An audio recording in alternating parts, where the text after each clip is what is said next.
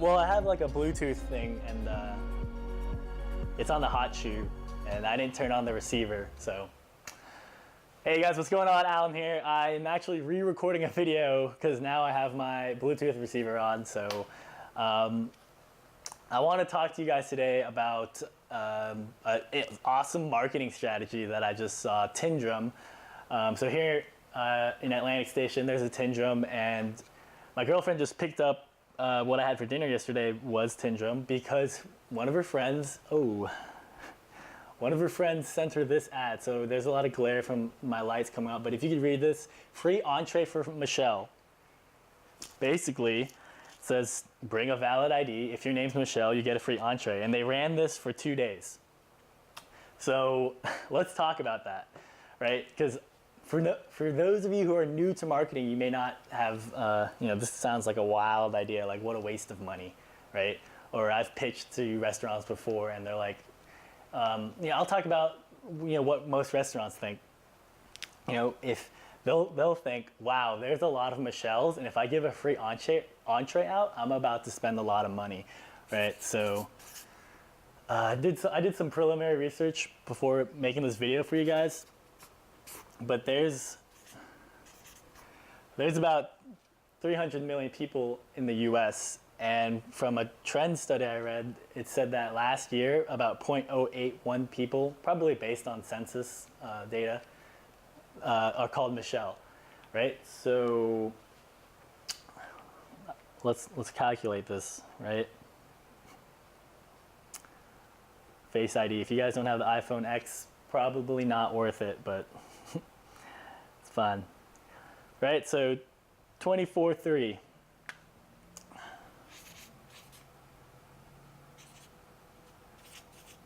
If I did my math right?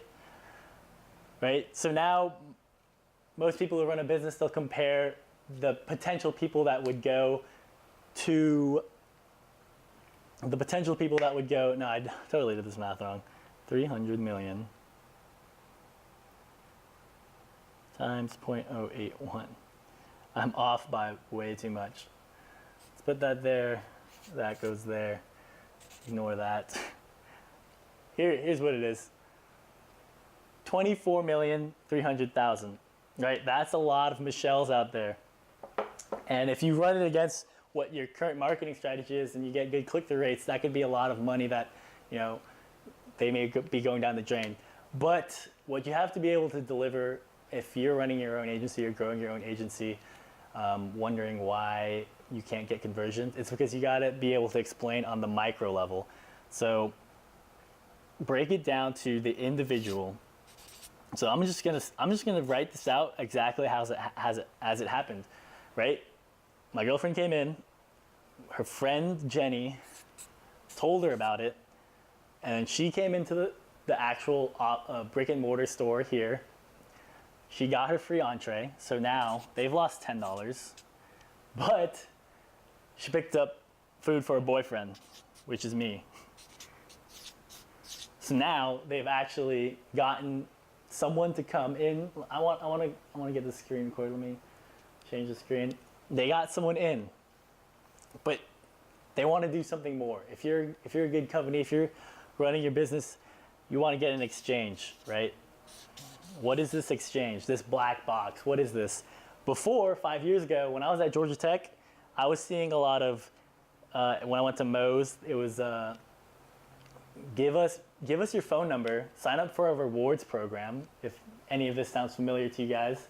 Sign up for a rewards program, and we will, on your 7th visit, give you a burrito, right? Or give you a free meal or whatnot. What you could actually do with that number is create a unique identifier code. Basically means they're able to track every purchase you've done. But what Tindrum's doing now, and what every company's doing it now, they have an app. Chick-fil-A has an app. Pizza Hut has an app, maybe. Tindrum has an app. And what they're trying to prove is their ROI. And basically what that means is if they treat her, Michelle, like a new customer, then every single purchase for the rest of her life can be calculated, and they could try to validate their marketing campaign, which was to give free food to the Michelles in the world, right? So right now they're getting free data off of her because she bought. It cost them nothing for her visit yesterday. But let's say 2 weeks from now, we hit it up. She spends $20, and a month later, 2 months later, she spends $30. They're making profit now, and they're able to track it in their systems.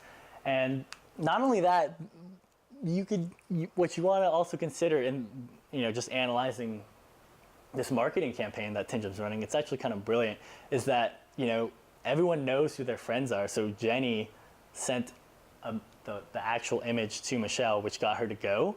So if with some biases, right, that recommendation of her friend telling her, hey, look at this, and is like, hey, I'm recommending you Tinjum because you get a free meal. And people, they fall for these biases. But not only that, if you consider now Jenny or all of Michelle's friends are aware of this. I mean, I'm like, if I wasn't a marketer, just assuming, and Michelle now tells everyone she got free meals, right? She's gonna tell people, she's gonna tell all of her friends about her free meal she got from Tinjum. So now they are all waiting for, hey, when's free Jenny Day? When's free Alan Day? When's free Ben Day? And all these people, they have it on their mind now that, Tinjum, I'm waiting to go to Tinjum. And of course, the hopes is that by thinking about Tinjum enough, they'll go to Tinjum. But to keep it back to the thing I'm trying to illustrate is that, if you are running your own digital marketing company, and a lot of times, I get some feedback from the students I'm teaching, they're not able to make sales on clients. I would say a big part of it is, there's two parts, is if you write this up and you explain it to them that you're going to be tracking your ROI and you still can't get the sell, a lot of it is that, the screening I do now is that they don't even have a data analytics, a way to track the lifetime customer value. They're not even thinking about data. And so you can't propose a solution or an optimization really to people to improve their businesses if they're not even at that level to be ready to receive, because they're not doing any, they don't know how much their customers are spending on them. They can't give you these numbers, so you can't prove your worth, right?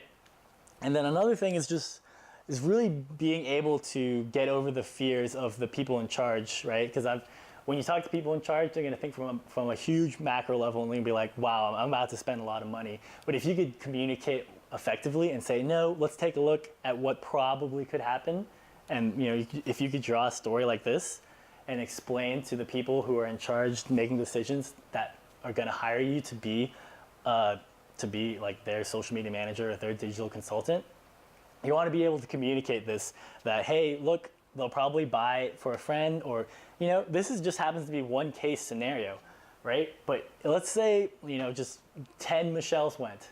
They could easily do a data crunch and be like, they could check and say, on that day, how many spent more than -10? Because probably in their books, if someone just got a free entree, let's say she didn't buy anything, they know how many it cost them. It would cost them -10, $10 for that free entree. But they could look, they ran the promotion for 2 days, right? Putting 4 fingers up. 2 days. So they just have to check the number of Michelles that bought on 2 days, and then they could filter by people who have names, people whose name is Michelle, whose transaction volume that day was greater than -10, technically, because that means that they bought something, right? So this is, if I'm breaking it out, if you're starting to get it, hopefully I've explained ways that you can communicate to your clients that will, the value that you're going to be providing for them. You might not be setting up apps, but you could be setting up, marketing strategies, utilizing email marketing, SMS marketing, all this stuff. And apps are, they're fairly expensive, and I'll phrase it this way, right? I worked corporate, and I see, when I think about my time at corporate, working corporate America, it's like it's like I was helping it's like I was helping a millionaire get another $1 million, right? The impact wasn't there. They didn't see, like, it wasn't. I can't really explain it. But when I help people and I explain processes, I help small businesses, small restaurant owners like my parents. One of the reasons I like am hyper focused and thinking back on what I see now in marketing in the restaurant is because my parents actually just bought a restaurant, and so that was one of the motivations for me, learning how I could help them in that venture in their life right now.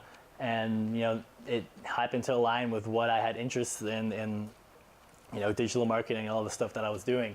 So for all you guys out there, if restaurant is your niche that you're targeting, literally just now that you know that Tin Drum did this, find an article about it, right? Or find a picture about it and say, hey, did you know that Tin Drum gave free entrees to people named Michelle? And did you know that why they would do that?